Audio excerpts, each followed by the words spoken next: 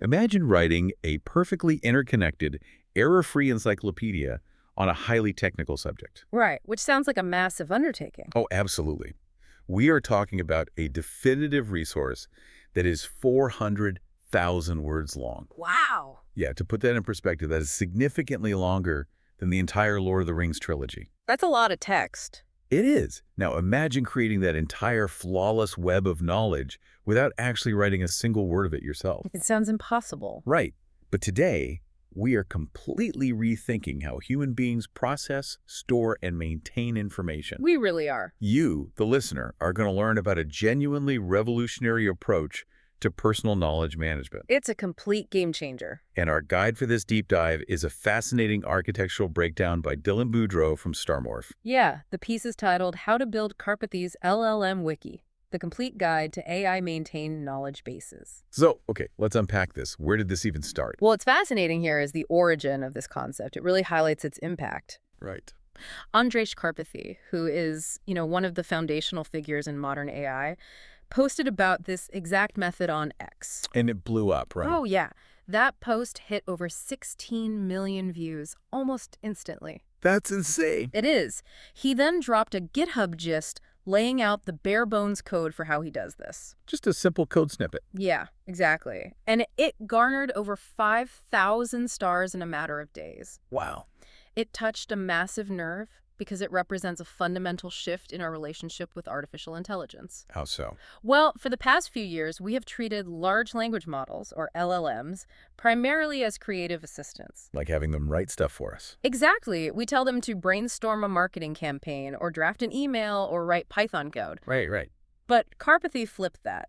He realized their ultimate superpower might actually be as tireless, incredibly pedantic bookkeepers for our own curated knowledge. That distinction right there between creator and bookkeeper is exactly what we are going to pull apart today. I think it's a crucial difference. We are going to build a deep understanding of what Boudreau describes as the three-layer architecture of this LLM wiki. Yeah, that structure is key. We will look at how it maintains unshakable consistency through automated maintenance. Which is the hardest part of any system. Totally. And we will walk through the exact step-by-step operations for how this system ingests new information. And then runs those automated health checks. Right. What programmers call linting, to keep your knowledge base from rotting. It's a complete paradigm shift. I mean, the historical model is that you work for your knowledge base. Yeah, you're the one doing the heavy lifting. Exactly. You feed it, you organize it, you curate it. It's exhausting. But under this new architecture, the AI works for the knowledge base, and you simply reap the benefits of the connections it surfaces. But to really appreciate the solution, I feel like we have to look closely at the problem. For sure. Let's talk about the graveyard of good intention. Oh, we all have one of those. Because almost every single person listening to this right now has experienced the spectacular failure of their own personal note-taking systems. It's practically a universal rite of passage. It really is. Yeah. Especially for anyone who enjoys learning or doing deep research. We set out with a fresh app, a clear mind, and within a few months, it turns into a chaotic junk drawer. Boudreau's article diagnoses this perfectly, doesn't it? Yeah, he breaks the process of building a knowledge base into 3 distinct phases. Okay, what's the first one? The first phase is collection. And the problem with collection is that it is entirely frictionless. Oh, I know this trap. You see an interesting article on your phone, you hit a share sheet, you bookmark it, Yeah. you find a dense academic PDF, you download it to a folder. You are essentially just hoarding raw materials at an astonishing rate. Collection is a dopamine hit. It really is. You feel like you've learned something just by saving the PDF, even if you haven't read a single page. Exactly. I mean, I have folders on my hard drive that are essentially digital hoarding situations. We all do. But then you hit the second phase, which is organization. The dreaded phase 2. This is where the friction begins. Now you actually have to open that downloaded PDF. Ugh, the horror. Right, you have to read it. You have to extract the key arguments, strip away the fluff, and figure out where those arguments fit into your existing mental models. Which takes actual brain power. A lot of it. You have to decide which folder it belongs in or what metadata tags to apply to it so you can find it later. Yeah, that requires intense, focused cognitive effort. And finally, you hit the third phase, which is maintenance. The phase nobody talks about. And the source material is incredibly blunt about this. It explicitly states that maintaining a manually organized knowledge base at scale is functionally impossible. Impossible. Not difficult, not challenging for the undisciplined, but genuinely impossible. That's the word they use. The article paints this vivid picture of what happens when we try to push through that impossibility. We end up with these digital ruins. Yes. You might have a Notion database that you spent an entire weekend setting up. With beautifully formatted columns and color-coded tags. Exactly. And then you haven't added a new entry to it since month 3. Or you have bookmark folders in your browser with 500 completely unread links. Or maybe you use Obsidian and you started with this promising interconnected graph of your thoughts. But half the links go nowhere now. Right. And the other half point to notes that are wildly out of date. And we really have to ask ourselves why that decay is so inevitable. Why does it always happen? The source details the crushing weight of manual maintenance. Let's walk through a realistic scenario. Okay. Let's hear it. Imagine you want to add just one single new article to a traditional manual knowledge base. Just one. Seems easy enough. Right. But to do it right, first you have to read it and summarize it. Okay, fair. Then you have to manually create the links connecting it to your existing concepts. Makes sense. Then, and this is where the system breaks, you have to go back to all your older related pages. Wait, all of them? Yes. You have to update them with the new context from this article. Oh, that sounds awful. And finally, you have to mentally check for any contradictions between what you just read today and what you wrote down 6 months ago. The article has this brutal one-sentence conclusion to that whole process. What is it? It says, nobody does this consistently. And it rings so true. It really does, because doing that rigorous integration for one article might take an hour. Doing it for 10 articles takes an entire weekend of grueling administrative work. And doing it for 100 articles, that requires a full-time staff. Which brings us to Karpathy's core insight. Right. An LLM doesn't get fatigued. An LLM doesn't complain about administrative overhead. It's just a machine. Exactly. Yeah. An LLM doesn't forget what was written on page 42 of your notes 6 months ago. So the division of labor completely shifts. Exactly. The human being's job is solely to curate the input. So we act as the filter that says, this specific article is valuable, put it into my system. That's all you do. The LLM's job is to do the organizing, the cross-referencing, and the updating at near zero marginal cost. But let me challenge that premise for a second. Go for it. Because when I hear that nobody maintains their notes consistently, a part of me thinks, well, isn't that just a lack of discipline? That's a very common thought. Right? Like, if we just formed better habits, if we actually sat down for 30 minutes every evening to meticulously update our Notion pages, wouldn't the manual way work? I see where you're going. Is this AI system just a technological crutch for our own laziness? Yeah. Because it feels like trying to manually update a physical library's card catalog every time a single sentence in a book changes. Right, which is absurd. We don't do it because it's tedious. But if we did force ourselves to do it, wouldn't it be superior? That is a highly common reaction, but it misdiagnoses the bottleneck. How so? The bottleneck isn't laziness or a lack of discipline. It is an issue of exponential cognitive load. Cognitive load, okay. Think about it. If you were trying to maintain a knowledge base with 10 pages, the maintenance is linear. Sure, 10 pages is easy. You read a new piece of information, you easily hold the other 9 pages in your working memory, and you make a few updates. Yeah, that just requires a little discipline. Exactly. It is entirely manageable. So when does the math actually break down? It breaks down when your knowledge base grows to 100 pages or 500 pages. Oh, yeah. That's a lot. At that scale, the surface area for potential contradictions and necessary updates scales exponentially. Because everything is connected. Exactly. Every single new piece of information doesn't just add one isolated node to your brain. Right. It potentially alters the context, the nuance, or the factual accuracy of dozens of existing nodes scattered across different folders. And I can't keep all those folders in my head. Nobody can. Your biological working memory simply cannot hold 500 pages of dense, interconnected research simultaneously to cross-check a new fact against them. Ah, I see the distinction now. Even with flawless monastic discipline, I am physically incapable of holding the entire web in my head at once. Exactly. You will inevitably miss connections. Yeah, You will inadvertently harbor deep contradictions in your notes. that makes total sense. You will forget to update a crucial subtopic because you just didn't remember it was related. The cognitive load completely outstrips human RAM, so to speak. But the LLM doesn't have that problem. Right. The LLM can process that entire context window instantly. It is mathematically suited to manage exponential complexity in a way we are not. That reframes the failure entirely. It isn't a moral failing that my Obsidian vault died. Not at all. It's just a hardware limitation of the human brain. Precisely.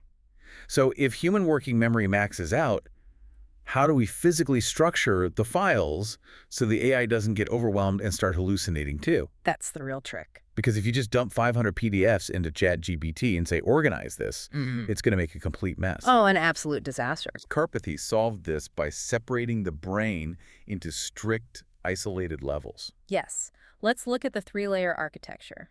I'm ready. This architecture is deliberately rigid, and that rigidity is what makes it robust. Okay, rigid is good here. It is divided into three distinct layers on your hard drive. What's the first one? Layer 1 is called the raw sources directory, usually just a folder named raw. Simple enough. This is your immutable input layer. And just to clarify for the listener, immutable meaning it is locked. It absolutely cannot be changed. Right. This folder holds your curated collection of raw documents. Like what kind of documents? These are the untouched academic papers, the full text of articles, the code snippets. So no AI summaries here? None.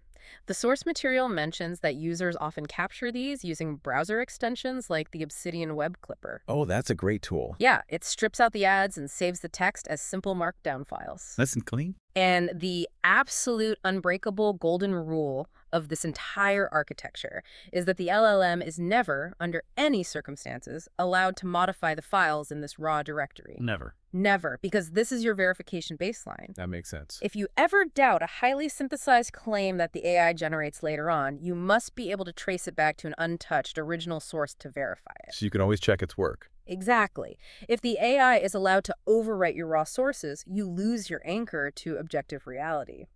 The raw folder is the bedrock of truth. Okay, so layer 1 is the untouched vault of raw material. Yep. Then we move up to layer 2, which the article calls the wiki directory, or wiki. Right.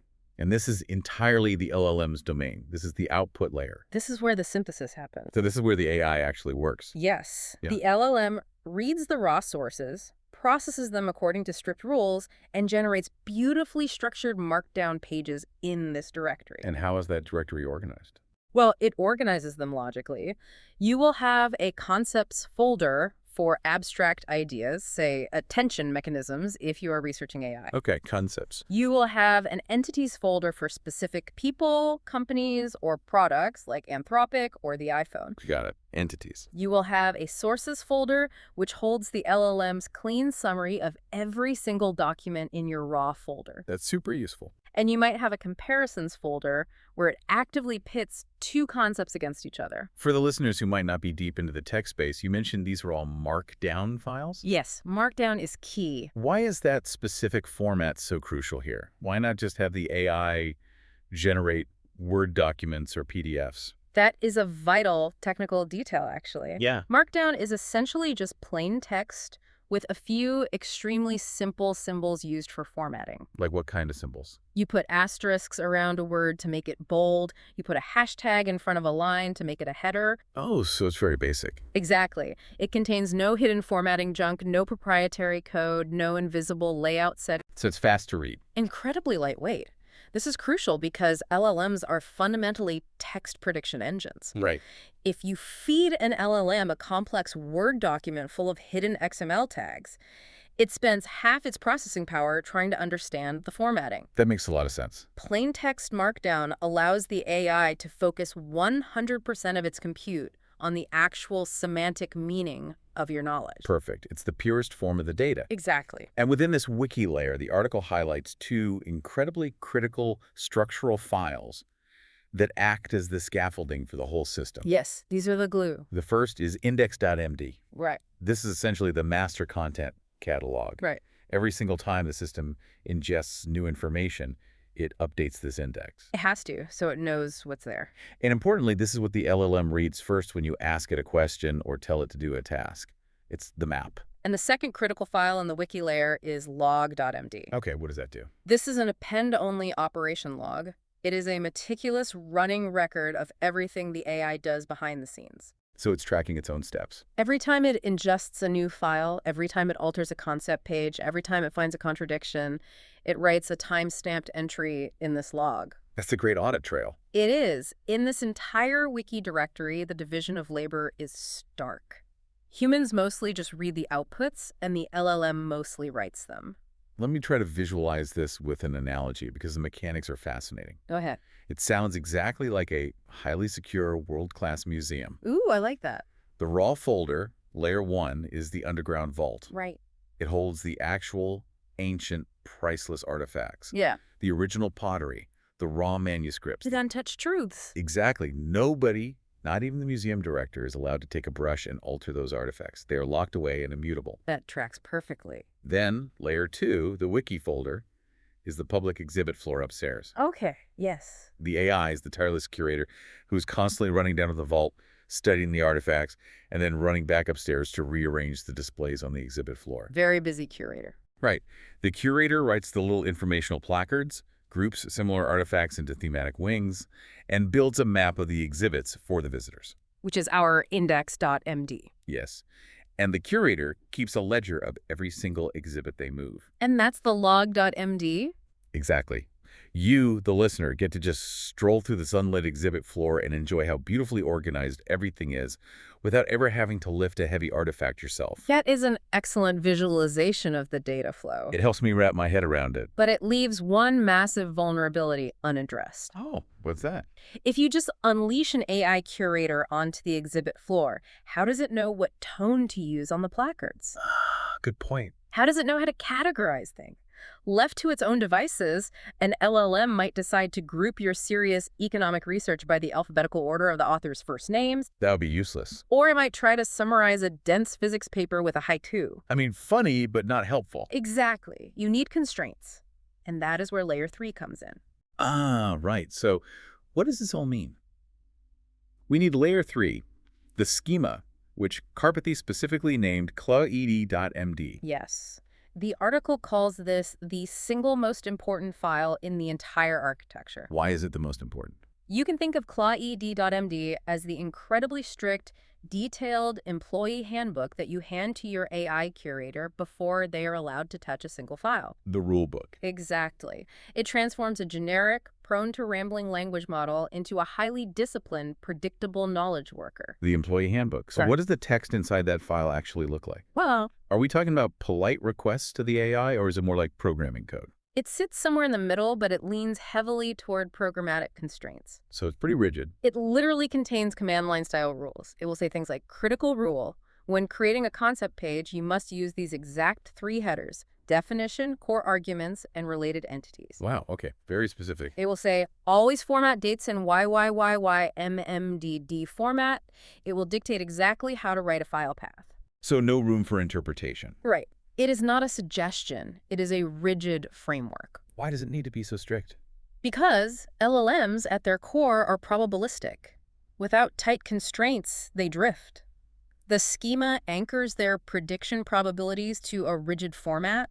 And I imagine this heavily mitigates the hallucination problem. Oh, massively. Because the LLM is physically tethered to the raw files for its facts, and it's heavily constrained by the formatting rules in claed.md. Exactly. It isn't pulling facts from its vast, fuzzy pre-training data out on the internet. No, you have forced it to act solely as a local librarian for the specific text you provided. You've bounded its reality. You have given it a closed universe to operate within. That's brilliant. Immutability in layer 1 combined with a rigid schema in layer 3 is what guarantees structural consistency in layer 2. Okay, so we have the architecture built. All 3 layers. The vault, the exhibit floor, and the employee handbook are all in place. Yeah. Now, let's put the system in motion. How does knowledge actually move from the outside world into this beautiful structure? This is the fun part. The author, Dylan Boudreau, introduces an analogy straight from Karpathy to explain this. Yes, comparing the entire system to compiling software. Right.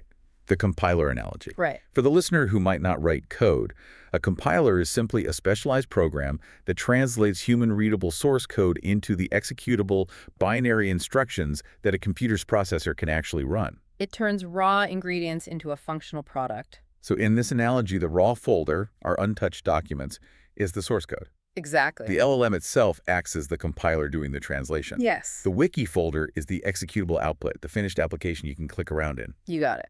The linting process, which we will get to, acts as the automated testing suite, ensuring nothing is broken. And querying the wiki is like running the program. Framing it this way makes the process feel so much more rigorous than just taking notes. It really does. You aren't just writing things down, you are compiling your knowledge into a functional database. So let's look at the actual compilation process in action, what the article calls the ingest operation. Let's do it. Let's make this really concrete.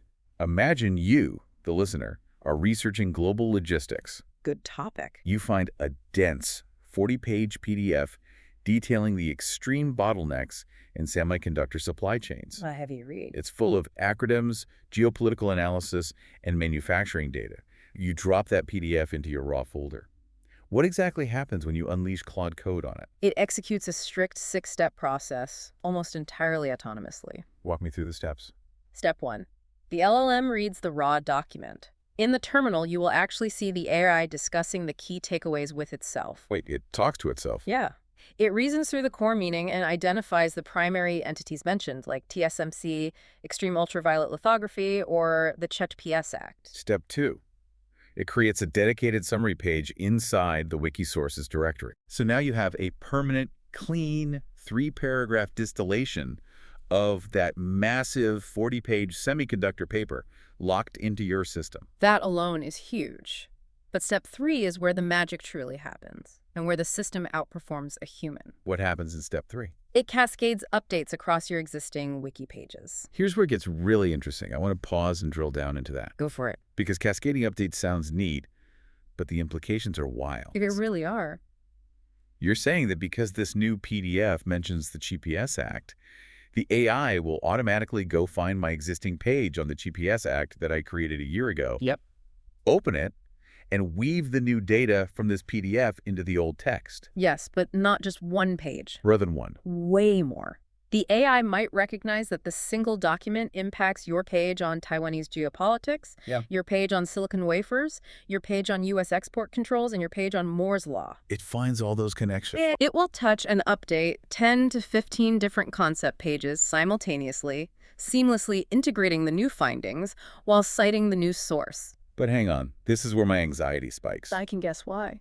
If Claude is suddenly opening, editing, and rewriting 15 different deeply complex concept pages all at the exact same time, how on earth do we track that? You need a safety net. What if it misunderstands the new article? What if it goes rogue and overwrites my perfectly crafted thesis on Moore's Law with complete garbage? Right. If it does that across 15 pages in 3 seconds, my knowledge base is destroyed. That fear of destructive editing is exactly why Step 2 in Boudreaux's setup guide, before you even run your very first ingest, is initializing Git. Git, the version control software that developers use to track code changes. That's the one. I know it's a staple in software engineering, but for a lawyer or a novelist or a student listening to this, Git sounds incredibly daunting. It can sound scary. Are we basically telling people they have to learn to code to take notes? They don't have to learn to code, but they do have to embrace version control. Okay, how does it help here? Git essentially acts as a hypergranular time machine for your text files. A time machine. Every time the AI makes a change, Git takes a snapshot of your entire directory. Every single time. Yes. It creates what is called a diff, a visual readout showing exactly what lines of text were added in green and what lines were removed in red. Ah, so you can see exactly what changed. Because this entire wiki is just plain text, markdown files, Git works flawlessly. So it's a perfect, foolproof safety net. It is an immutable audit trail. So if the AI messes up, if the LLM ingests that semiconductor PDF and hallucinates or makes a mess of your Moore's Law page, you don't have to manually fix it. how do you fix it then? You simply type a single terminal command to revert the entire system to the exact state it was in 5 minutes ago. Just one command and it's back. The mistake is instantly erased. But more profoundly, running a Git log allows you to see the literal evolution of your own thoughts. Oh, that's really cool. You can look at your concept page for supply chains and see exactly when and how it changed over the last 2 years as new information was ingested. Wow. It forces the system to rigorously trace the implications of new knowledge safely. Okay, that mitigates the fear entirely. Mm-hmm. The AI has a lot of power, but it's operating inside a padded room where every mistake can be undone. Exactly. A very safe padded room. So going back to the 6 steps of the ingest operation. Yeah. Step 1, it reads the raw file.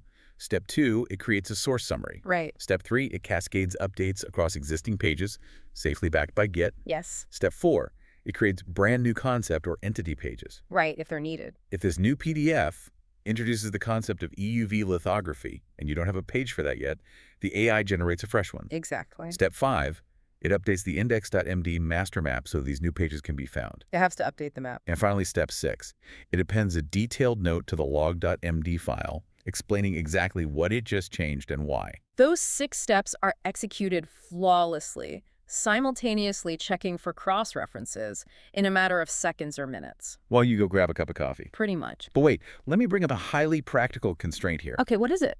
API costs. Yes. If I drop a 40-page PDF into the raw folder and the AI has to read it, summarize it, and then check it against 15 different pages in my wiki, isn't that burning through thousands of tokens? That sounds expensive. Right. If I do this every day, won't this system cost me $50 a week in API fees just to process my reading list? That is a very astute operational question. If the system worked by brute forcing your entire vault into the context window every time, yes, the costs would be astronomical. So how does it avoid that? But remember the architecture. When the AI ingests a new file, it doesn't read your entire wiki. It doesn't. No. It reads the raw file, and then it reads the index.md file, the map. The map. The map tells it exactly which specific concept pages are relevant. It only opens and edits the handful of files it actually needs to touch. It's extremely targeted.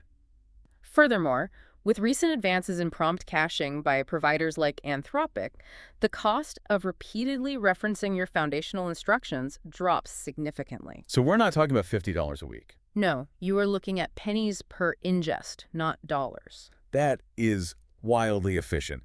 You're turning a multi-day weekend chore of cross-referencing into a background process that costs a few cents. It really is incredible. But adding knowledge is only half of the battle. We've seen how the system grows. How does it prevent internal rot? This is the crucial part. How does it make sure that as it scales from 100 articles to 1,000 articles, it doesn't become a contradictory, tangled mess? Well, that brings us to the automated health checks. And frankly, the most groundbreaking part of this entire methodology, the lint operation. Yes. The author describes the lint operation as S-lint for knowledge. Now, linting is a very programmer-heavy term. For the average listener who isn't writing code, why is this specific step the secret sauce? This raises an important question. Now, linting is a term borrowed directly from computer science. What did it mean originally? Originally, it referred to a tool that analyzed source code to flag programming errors, bugs, or stylistic inconsistencies. Like using a lint roller to pick fuzz off a dark suit. Exactly that. But applying this to personal knowledge is revolutionary. We often view knowledge as a static accumulation, right? Like stacking bricks to build a wall. Right, you just pile it up. Once a brick is placed, it's done. But true knowledge isn't a wall. It is a living, breathing network. And living things require an immune system to fight off decay. Linting is essentially an automated immune system for your thoughts. That's a great way to put it. Without it, contradictions silently rot a knowledge base from the inside out. Silently rot captures the danger perfectly. Because in a manual system, you never know you have a contradiction until you accidentally stumble across it months later. If you ever stumble across it at all. Exactly. Let's look at the specific aggressive checks executed during a lint operation. Okay, let's break them down. You can schedule this to run weekly or just trigger it manually. The LLM scans the wiki directory and generates a comprehensive health report. Saved as something like linttoday'sdate.md. Right. And the first most critical check it runs is for contradictions. Finding where you disagree with yourself. Yes. It actively scans for claims that conflict between different pages. Let's use a tangible example. Okay. Imagine you read a widely shared health article in 2023 that claims intermittent fasting is universally incredible for boosting metabolism. Very common topic. You drop it on the vault, the AI ingests it, and your concept page on metabolism reflects that fact. Okay, makes sense. 2 years later, you ingest a massive, peer-reviewed meta-analysis that concludes intermittent fasting actually has zero long-term metabolic benefit for certain demographics. So now you have a conflict. In a traditional system, both facts just sit there in different folders, quietly contradicting each other. Exactly. And you might be writing a paper or giving a presentation, and you accidentally reference the outdated 2023 note because it was the first one you found. Because you forgot the newer one even existed. But during a lint operation, the LLM reads the entire web, spots those conflicting claims, and flags them in the report. It actually points it out to you. Yes. It will explicitly say, "Attention! Your core concept page on metabolism contradicts your newly ingested source regarding intermittent fasting. Please review." It doesn't just delete the old fact, it flags the friction. Right. It forces you, the human, to confront the conflict. So you still have to do the thinking. Exactly. It forces you to synthesize the data. You have to decide if the new study supersedes the old one, or if the truth is nuanced and the concept page needs to be rewritten to reflect an ongoing scientific debate. It demands active sense-making. Yes, it demands engagement. It's like having a dedicated, hyper-pedantic research assistant whose only job is to point out your own hypocrisy. I love it. It's very confronting. Okay, check number 2 in the linting process. Orphan pages. Ah, the orphans. These are wiki pages with no incoming links. Why do these happen and why are they a problem? Think about your own digital habits. We all have a miscellaneous folder that acts as an orphanage for stray ideas. Oh, I have several. You read an article, you get excited by a tangent, you create a quick note about it, and then you completely forget to tie it back to your main thesis. Happens all the time. If an idea exists in your wiki, but no other page links to it, it is functionally invisible. You'll never find it again. You will never stumble upon it naturally. The lint operation hunts down these orphans. And what does it do with them? It lists them out so you can make a decision. Either delete them because they are irrelevant noise, or instruct the AI to actively search the wiki and find structural connections to weave them back into the main network. Okay, check number 3. Missing concepts. This is fascinating. This is a really smart feature. The system identifies topics that are frequently referenced in the text of your various pages, but don't actually have their own dedicated standalone concept page yet. Right. It's like the AI tapping you on the shoulder and saying, "Hey, I noticed you keep mentioning neuroplasticity across 20 different source summaries, but we don't actually have a central page defining what neuroplasticity is. Should we generate one?" It acts as a mirror, showing you the structural gaps in your own understanding. It's showing you what you're missing. It highlights where your implicit knowledge hasn't been made explicit. It helps you formalize the bedrock concepts you are relying on without realizing it. Wow. Okay, check number 4. Stale claims.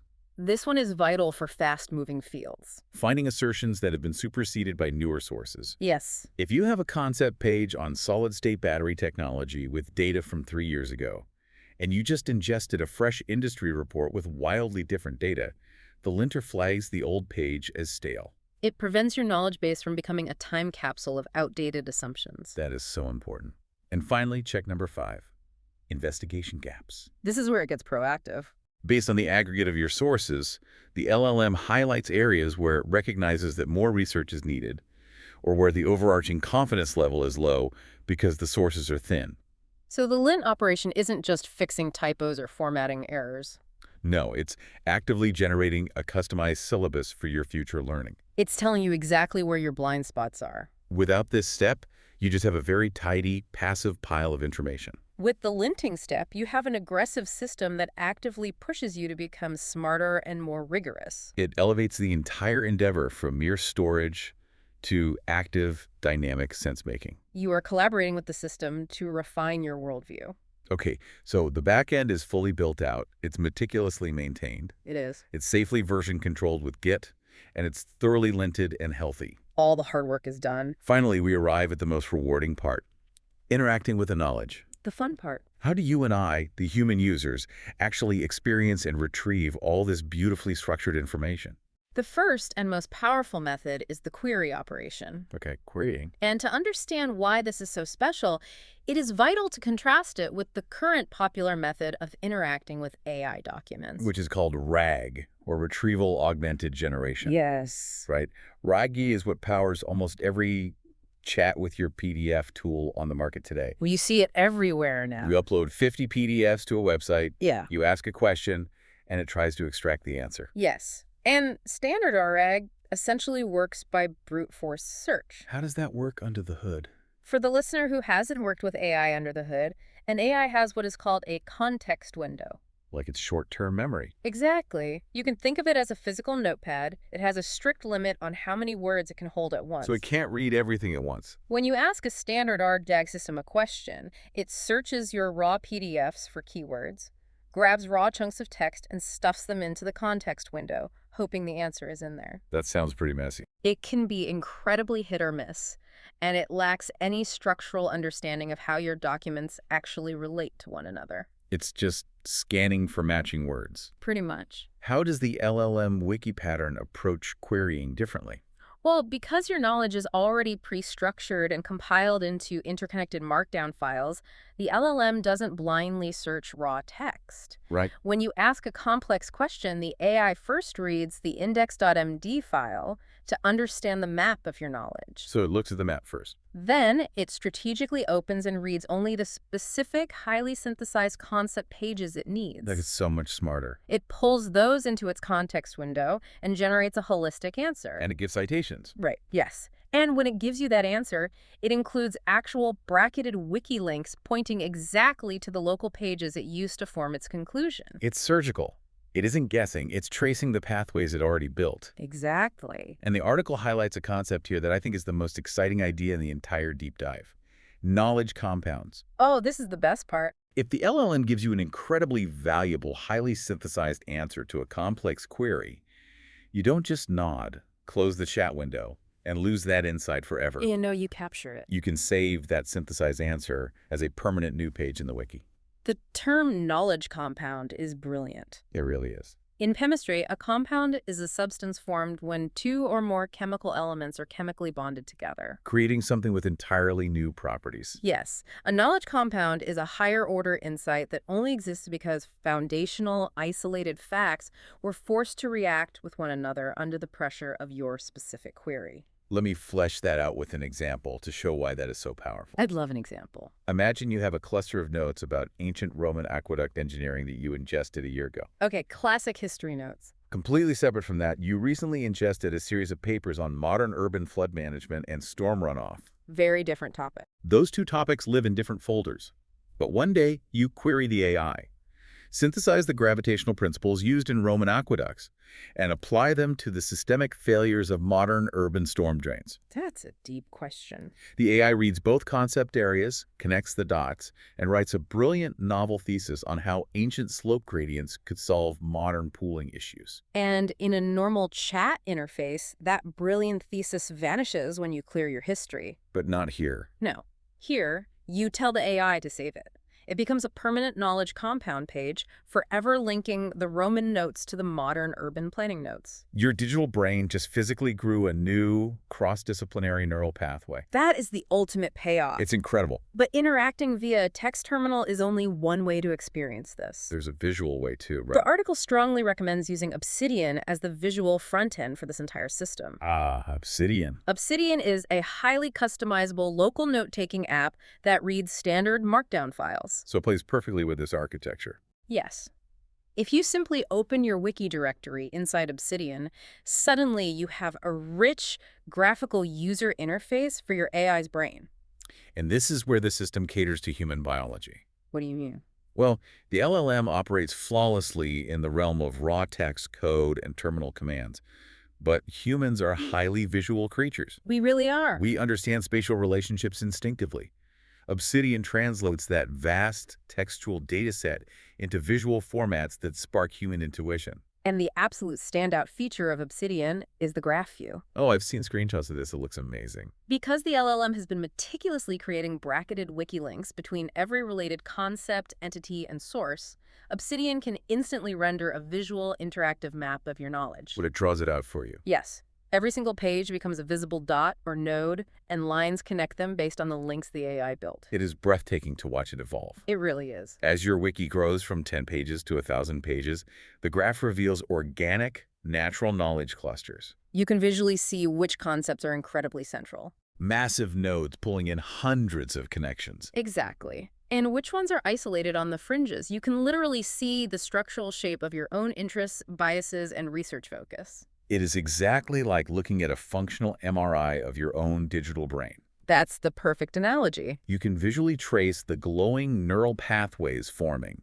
between a podcast you listened to in 2024, a book you read in 2025, and an academic paper you ingested today. It makes abstract knowledge physically tangible. And beyond the global graph view, there is the power of backlinks. Oh, backlinks are crucial. If you are reading a specific wiki page, say, a concept page on inflationary economics Obsidian, automatically shows you a pane listing every single other page in your entire vault that references inflationary economics. Even if you didn't explicitly ask for it. It surfaces relevant context effortlessly. The LLM does the heavy lifting of text processing and linking in the background, but Obsidian provides the interface for your human aha moments. Let's take a breath and zoom out, because we have covered incredible, highly technical ground today. We really have. It's a lot to process.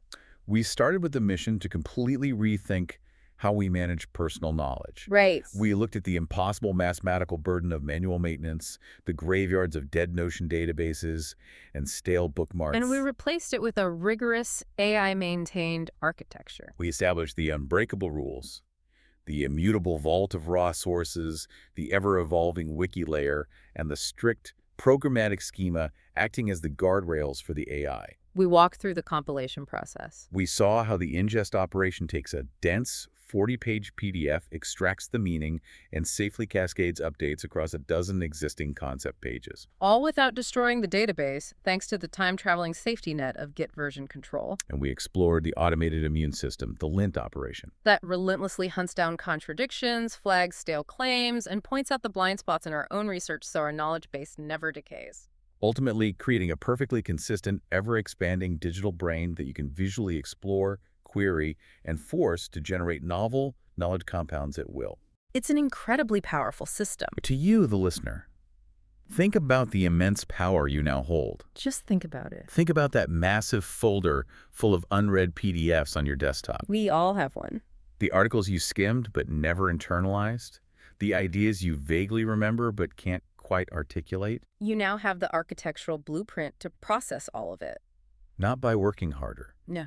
Not by trying to force yourself to be more disciplined with your typing. But by employing an AI to do the exhausting mathematical bookkeeping. Leaving you completely free to actually learn, synthesize, and connect ideas. And if we step back and look at the trajectory of this technology, it leaves us with a profound, almost uncomfortable philosophical question to ponder. What's the question? If you successfully build this system, Right. if your LLM Wiki is flawlessly ingesting, organizing, cross-referencing, and linting all of this vast information for you perfectly, what happens to your biological memory? Oh, wow. That is the million-dollar question. Are we creating a perfect, indestructible external brain at the cost of remembering things ourselves? It makes you wonder. If we know with absolute certainty that our local system holds the exact cross-reference details of everything we have ever read, do our biological brains subconsciously stop trying to retain that information? Like how we don't memorize code numbers anymore. Exactly. We already rely on GPS so much that many of us have lost our natural sense of direction. Are we doing the same thing to our reading comprehension? Or, to look at it from the optimistic side, is it the exact opposite? How do you mean? Does offloading the rote memorization and the tedious administrative bookkeeping actually free up our cognitive load? I see. If my brain isn't exhausted trying to remember the exact date a paper was published or what folder I put it in, does that allow my mind to focus entirely on creative synthesis and higher order thinking that I previously didn't have the mental energy for? It is the difference between being the archivist and being the architect. Oh, I love that phrasing. We are shifting from filing the data to designing the insights. Are we outsourcing our memory, or are we drastically upgrading our capacity for insight? That is a tension we are all going to have to navigate as these tools become more integrated into our daily lives. Something for you to mull over as you look at your own scattered notes and folders today. Definitely. Thank you so much for joining us on this exploration of the LLM Wiki architecture. It has been a genuinely mind-expanding journey into the future of learning. It has been a pleasure to break down the mechanics behind the theory. Keep questioning your systems, keep structuring your knowledge, and we will see you next time.